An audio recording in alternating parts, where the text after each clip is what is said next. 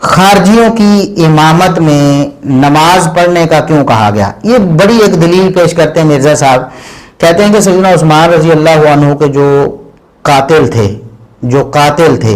کہتے ہیں وہ کوئی صبائی پارٹی نہیں تھی، وہ منافق بھی نہیں تھے، بلکہ ان کے الفاظ کیا ہیں وہ میں آپ سے پڑھ کر سناتا ہوں. جی وہ الفاظ یہ ہیں کہ سیدنا عثمان رضی اللہ عنہ کو جو قتل کرنے والے تھے وہ نہ کوئی صبائی پارٹی تھی نہ منافق تھے.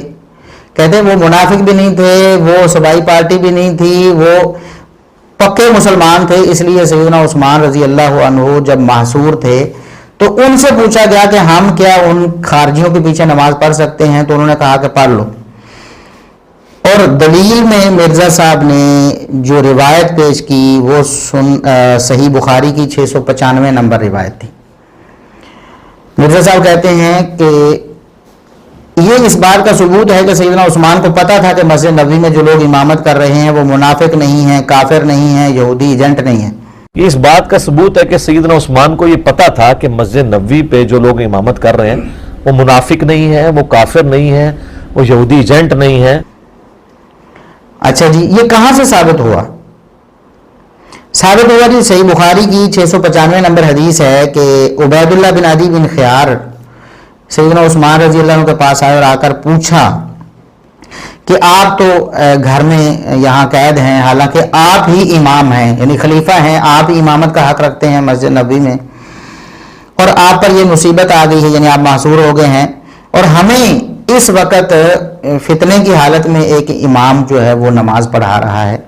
امام و فتنۃ کے الفاظ ہیں، اور شارحین نے یہ لکھا ہے کہ امام و فتنۃ کا مطلب یہ ہے کہ فتنے کے دور میں جو امام بنے ہوئے تھے وہ ہیں. تو ہم یہ حرج محسوس کرتے ہیں کہ آپ خلیفہ کے ہوتے ہوئے کوئی اور کیوں نماز پڑھائے؟ تو انہوں نے کہا کہ مسلمانوں کے پیچھے نماز پڑھ لینی چاہیے، جب تک وہ نیک عمل کوئی کرتا ہے تو اس کی بات ماننی چاہیے، تو آپ اس کے پیچھے نماز پڑھیں.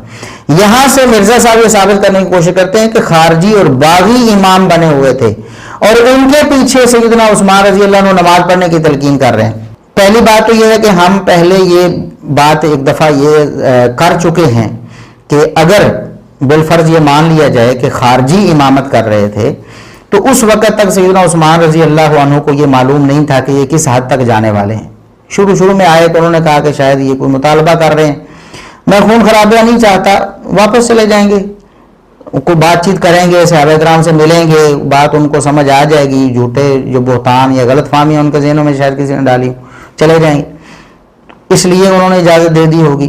لیکن یہ تو بات ثابت ہی نہیں کہ سیدنا عثمان رضی اللہ عنہ جب معصور تھے تو مسجد نبوی میں کوئی خارجی یا باغی جماعت کرا تھا. کون تھا؟ کوئی مالک اشتر وہاں نماز پڑھا رہا تھا، یا محمد بن ابی بکر تھا، یا وہ جبلہ بن اہم تھا، یا کوئی اور تھا؟ ہم آپ کو بتاتے ہیں کہ امام کون تھا. سنن کبریٰ بہقی میں یہ روایت ذرا تفصیل سے آئی ہے 5856 نمبر پہ. سند بالکل صحیح ہے، صحیح بخاری والی روایت کی سند صحیح نہیں ہے. یہاں شاید آپ کو کوئی مغالطہ ہو جائے کہ ہم صحیح بخاری کی حدیث کو ضعیف کہہ رہے ہیں. یہ بات اہل علم جانتے ہیں اور مرزا صاحب بھی کئی دفعہ اس کا اظہار کر چکے ہیں. بخاری کی صرف حدیثیں صحیح ہیں نا جی؟ کس کا دعویٰ ہے کہ بخاری میں جو کچھ لکھا ہے دو گتوں کے درمیان وہ صحیح ہے؟ ہم بخاری کی صرف مرفوع متصل صحیح الاسناد جو روایتیں ہیں جو ان کو صحیح مانتے ہیں. بخاری میں جو اقوال موجود ہیں بے سند معلق روایتیں ہیں ان کو تو کوئی بھی صحیح نہیں مانتا.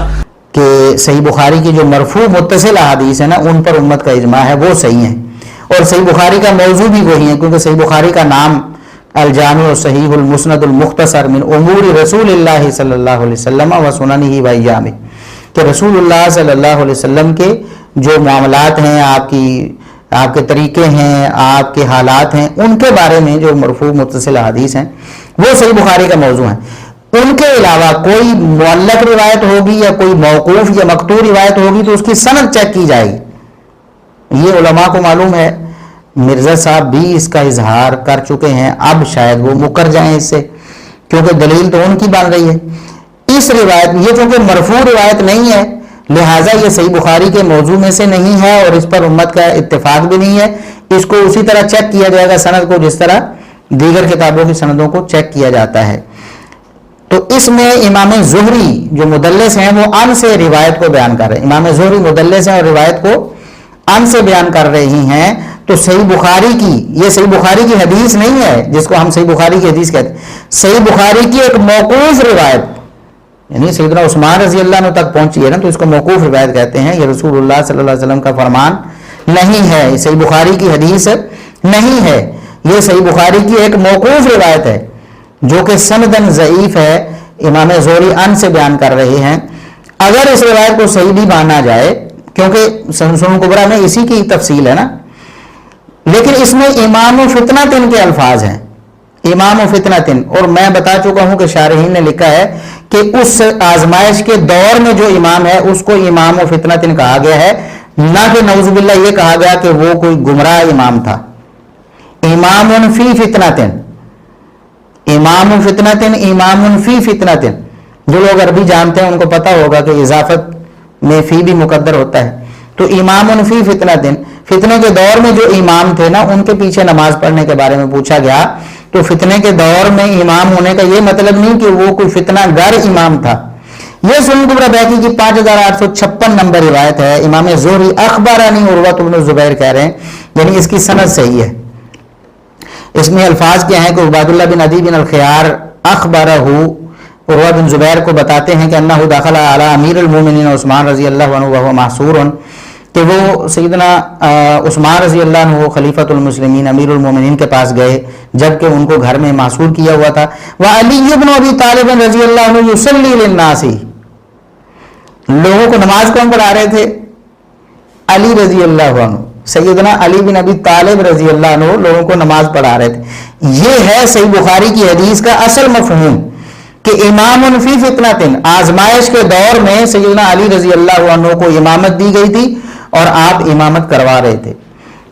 تو پھر بھی عبید اللہ بن عدی بن الخیار جو تابعی ہیں انہوں نے سمجھا کہ جب سیدنا عثمان رضی اللہ عنہ خلیفہ ہے تو حق ان کا بنتا ہے کہ وہ امامت کروائیں. اب سیدنا علی رضی اللہ عنہ امامت کرواتے ہیں تو کیا ہم ان کی امامت میں نماز پڑھیں یا نہیں؟ جا کر خلیفہ وقت سے پوچھا آپ کیا مشورہ دیتے ہیں؟ تو انہوں نے فرمایا ان الصلاۃ احسن ما یعمل الناس، لوگ جو سب سے اچھا کام کرتے ہیں وہ نماز ہی ہوتی ہے. جب تک نیکی کا حکم، نیکی کے مطابق کام کرتے ہیں تو آپ پڑھیں. یعنی نماز جب تک سنت کے مطابق پڑھی جا رہی ہے آپ پڑھو، چاہے کوئی بھی پڑھانے والا ہو. یہ مراد نہیں کہ وہ کوئی خارجی باغی پڑھا رہا تھا. سیدنا علی رضی اللہ عنہ پڑھا رہے تھے.